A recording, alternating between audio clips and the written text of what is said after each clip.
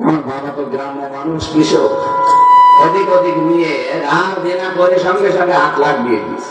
ও শয়তানরা তার কথা রাখলে তো হয়, ও টাকাও নিয়েছে, বলতে আবার আরেকটা মামলা দিয়েছে। হারাম করে এখন মাঝে মাঝে ফল যায় মামলা রায়, বলে হুজুর মাফ করে দিন। কিসের মাফ? আমাকে টাকা ফেরত দেন, টাকা ফেরত দেবেন, তারপরে মাফ চাবে। আমি হাফিজ মোহাম্মদ খতিব ছিলাম, হাফিজের মালিকের কাছ থেকে ও শয়তান 30 লাখ টাকা নিয়েছে। গাড়িটা আটক করেছিল বিনা কারণে, গাড়িটা আদালতের মাধ্যমে আমার মালিকরা ছাড়িয়েছে, তারপরও 1 কোটির উপরে খরচ। এখন মাঝে মাঝে মাফ চাও। কিসের মাফ? যার কাছে অপরাধ করেছেন, এই 15.5 বছরে মিথ্যা মামলা দিয়ে, মিথ্যা সাক্ষী দিয়ে, বিভিন্ন কায়দায় উপায় করেছেন, টাকাগুলো আগে তাকে ফেরত দিয়ে তার ক্ষতিপূরণ দিন। হয়তো আপনি কিয়ামত পর্যন্ত আস্তাগফিরুল্লাহ পড়লেও আপনার মাফ হবে না। যদি মাফ হয় তাহলে কোরআনের আয়াত হাদিস মিথ্যা হয়ে যাবে। আমি জানি আপনার অনেকের রাগ হবে। আরে ভাই রাগ না, আপনাকে আমি বাঁচার জন্য বলছি। যে সমস্ত মাওলানা, যে সমস্ত মৌলবীরা বলেছে আপনি আস্তাগফিরুল্লাহ পড়লে হয়ে যাবে, কে বলেছেন নাকি? আপনি কি আল্লাহর কাছে অপরাধ করেছেন? অপরাধ যার কাছে স্বীকার হবে, এই নিয়মটাই তো আমরা মানতে চাই না অনেকে। বলে মাদ্রাসায় 1,000 টাকা দিয়ে দিন আপনার মা। আরে ভাই মাদ্রাসার কাছে ও কি অপরাধ করেছে? অপরাধ করেছে হামজার কাছে। হামজা যতদিন মাফ না করবে ওর মাফ নেই, কিয়ামতে অন্তত ওটা দেওয়া লাগবে। এ কথা বলে দেখেন। এই জন্য আমরা সতর্ক থাকি।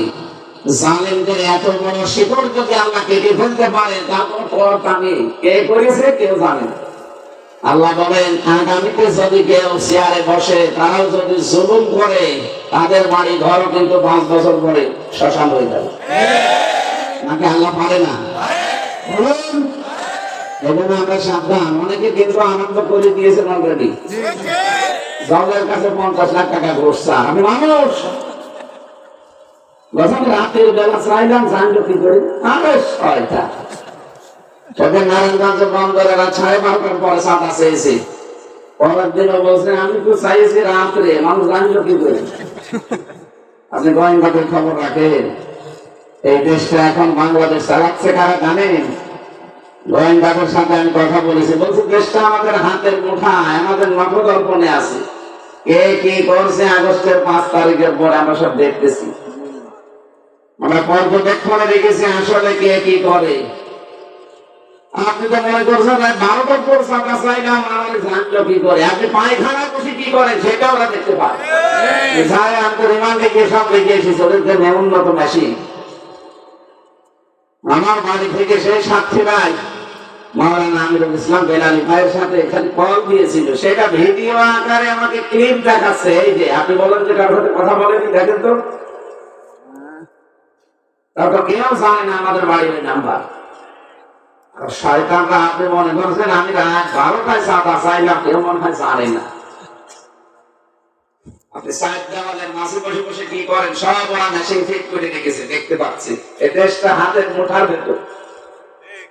এই বাংলাদেশের চাইতে আমেরিকা 59 ডবল, কত 59টা বাংলাদেশ জোড়া দিয়ে যত বড় হবে আমেরিকা একা ডবল। অত বড় দেশ, তারা মেশিন এমন উন্নত, খালি সেট করে রেখেছে। একটা চোর পরিমাণ কোন জায়গায় পড়ে থাকে ওরা দেখতে পায়। এখানে আপনাদের ভালোর জন্য বলছি। অনেকে তো রেগে যান আর ওটা বড় কথা বলে।